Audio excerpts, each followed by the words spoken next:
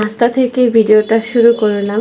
আজকে একটু গরুর মাংস রান্না করব এবং ফ্রোজিং করা পাতাকপি ভাজি করব চিংড়ি মাছ দিয়ে।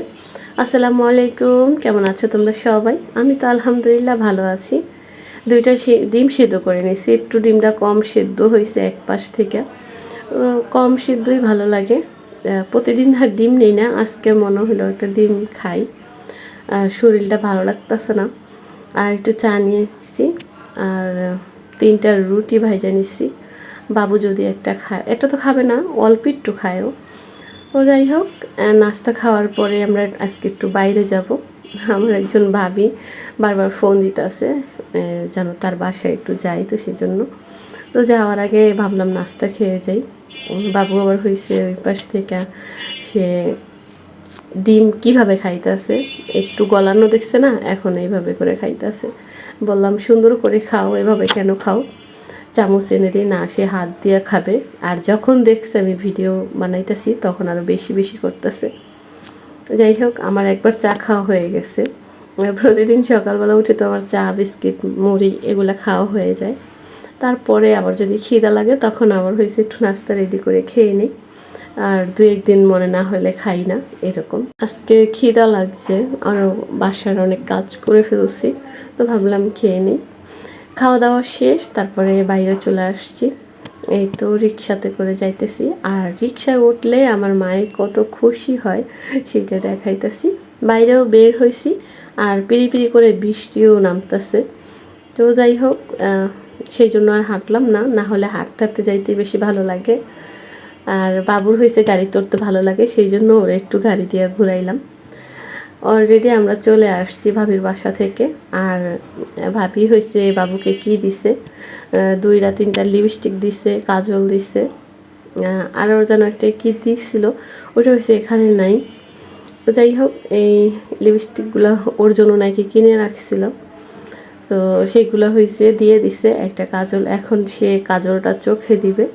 আমাকে বলতেছিল এটা কি ঠোঁটে দেয়, আমি বললাম যে না, এটা চোখে দেয়। এখন এই যে সে চলে গেছে চোখে কাজল দেওয়ার জন্য। ইদানিং এত চালাক হয়েছে, একটু পরে পরে সে লিপস্টিক দিতে যায়, কাজল দিতে যায়, আমাকে বলে এটা একটু খুলে দাও, আমি একটু একটু সাজুগুজু করি, এরকম করে। যাই হোক, এই যে সে সাজগুজ করতেছিল, আমাকেও হয়েছে সাজাইতেছিল, আর আমি আবার একটু মজা করে ভিডিও করতেছিলাম। তো যাই হোক, আমার মাকে নিয়ে সারাদিন কিন্তু আমার এভাবেই কেটে যায়। তো মাঝে মাঝে দেখা যায় একটু ভিডিও নেই, মাঝে মাঝে নেই না। যাই হোক, রান্নাবান্না করতে চলে আসছি, আর কতক্ষণ বসে থাকবো। তো এখানে সব কিছু কেটে ধুয়ে পরিষ্কার করে নিছি, আলু মাংস কেটে ধুয়ে নিছি। তারপরে এখানে ফ্রোজিং করা ওই যে পাতাকপি, অনেক দিন হয়ে গেছে রান্না করব বলে আর হয়ে ওঠে না, ভাবলাম আজকে ভাজিটা করেই ফেলবো। তো এখানে এই যে তেল দিয়ে দিলাম, তারপরে হয়েছে পেঁয়াজ, গরুর মাংস আগে বসায় দিব, তারপরে হয়েছে ভাজিটাও করব। আস্ত মশলা দিয়ে দিলাম, এখানে আমার কাছে গুঁড়া মশলা নাই, যার কাছে যেটা আছে সেটাই দিতে পারো, সমস্যা নেই। তো এখানে এক এক করে সব মশলা দিয়ে দিতেছি। হলুদের গুঁড়ো, মরিচের গুঁড়ো, একটু পানি দিলাম পুড়ে না যায়, লবণ যা যা আর কি লাগে সব দিব। এখানে আদা বাটা, তারপরে রসুন বাটা। আজকে মনে ছিল আদা রসুন বাটা আমি বের করে রাখছি, তাছাড়া আমার বেশিরভাগ হয়েছে ভুলে যাই, বের করতে মনে থাকে না। যাই হোক, সুন্দর করে মশলাটা কষিয়ে নিচ্ছি, তারপরে মাংসটা দিয়ে দিলাম। মাংসটা দিয়ে এখন খুব সুন্দর করে কষিয়ে নেব, একটু পানি দিয়ে দিলাম। এই পানিটা দিয়ে সুন্দর করে কষিয়ে নেব, তারপর আরও একবার কষাবো। আমি কিন্তু যখনই আর কি গরুর মাংস রান্না করি, মুরগির মাংস রান্না করি, 2বার করে 3বার করে ভালো করে কষিয়ে নিই, তারপরে হয়েছে ঝোলের পানি দিই। তো যাই হোক, ওই পাশে কষাতে দিয়ে দিছি, আর এই পাশে হয়েছে ভাজিটা করব, সেই জন্য কড়াইতেই করব। তো সেই জন্য পেঁয়াজ, তারপরে কাঁচামরিচ আর চিংড়ি মাছ, তো সেগুলো সব কিছু দিয়ে একটু কষায় নেব ভালো করে। আর ভাজি আমার কাছে চিংড়ি মাছ দিয়ে খেতে ভালো লাগে, আমি তো চিংড়ি মাছ দিয়েই করি।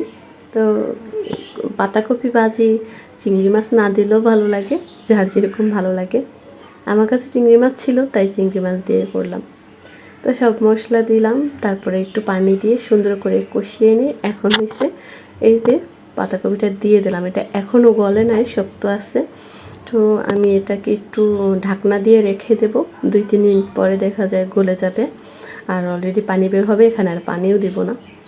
ওই পাশে ঢাকনা দিয়ে রেখে একটু আবার মাংসটা নাড়া চেড়ে দিলাম। এই যে সুন্দর করে কষিয়ে নিচ্ছি 2বার করে, তারপরে আলু দিয়ে দিলাম। এখন আলু দিয়ে আর একটু ভালো করে নাড়াচাড়া দিয়ে তারপরে ঝোলের পানি দিয়ে দেব। আর প্রেশার কুকারে একটু সেদ্ধ করে নেব, না হলে গরুর মাংস সেদ্ধ হইতে অনেকটা পরিমাণ সময় লাগে। আমি তো সবসময় এটাই করি, প্রেশার কুকারে সেদ্ধ করে নেই সব কিছু রেডি করে। তারপরে তোমরা আমার মতো এটা করতে পারো, তাহলে কিন্তু যাদের গ্যাস কিনতে হয় তাদের গ্যাস অনেকটা বেঁচে যাবে। যাই হোক, প্রেশার কুকারে দিয়ে দিচ্ছি। তারপরে এই দিক থেকে ভাজিটা এই যে অনেকগুলা পানি বের হয়েছে, যেহেতু ফ্রোজিং করা পানি তো বের হবেই। যাই হোক, আমি একটু সুন্দর করে নাড়াচাড়া দিয়ে একদম শুকনো শুকনো করে ফেলছি। অল্প একটু ধনিয়া পাতা ছিল, সেটাও দিয়ে দিলাম। তারপরে এখন আর একটু ভালো করে নাড়াচাড়া দিয়ে তারপরে হয়েছে ভাজিটাও হয়ে যাবে। আর এটা হইতে বেশি সময় লাগে না, 5-7 মিনিটের মধ্যে আমার হয়ে গেছে। তো হয়ে গেছে, এইদিকে মাংসটাও হয়ে গেছে। প্রেশার কুকারে দিয়ে আমি রান্না করে নিছি। এই যে একটু জিরার গুঁড়া দিয়ে দিলাম লাস্টে। তো যাই হোক, কথা বলতে বলতে অনেক দূর চলে আসছি। এই পর্যন্ত আমার প্রিয় আপুদের তো মনে করে দেইনি, এই পর্যন্ত আমার ভিডিও দেখছো, এখনও একটা লাইক দাও নাই, লাইক দিতে ভুলে গেছো, প্লিজ মনে করে একটা লাইক দিয়ে দিবে। তোমাদের একটা লাইক আমার কাছে অনেক মূল্যবান। আর আজকেই যদি প্রথম আমার ভিডিও কেউ দেখে থাকো, এখন আমার চ্যানেলটা সাবস্ক্রাইব করো নাই, অবশ্যই মনে করে চ্যানেলটা সাবস্ক্রাইব করে দিবে। আর এই যে বাবুর জন্য ভাত নিয়ে নিচ্ছি, তো ভাবলাম এখান থেকে একটু আলু আর মাংসটা নিয়ে নিই।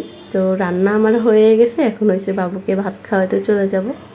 এই তো ডাল রান্না করা আছে কালকের, তো আজকে আর ডাল রান্না করি না, এখান থেকে একটু ডাল নিয়ে নিচ্ছি। তো এই ছিল আমার আজকের ভিডিও। তো সবাই ভালো থাকো, সুস্থ থাকো, আমাদের জন্য দোয়া করো। আল্লাহ হাফেজ।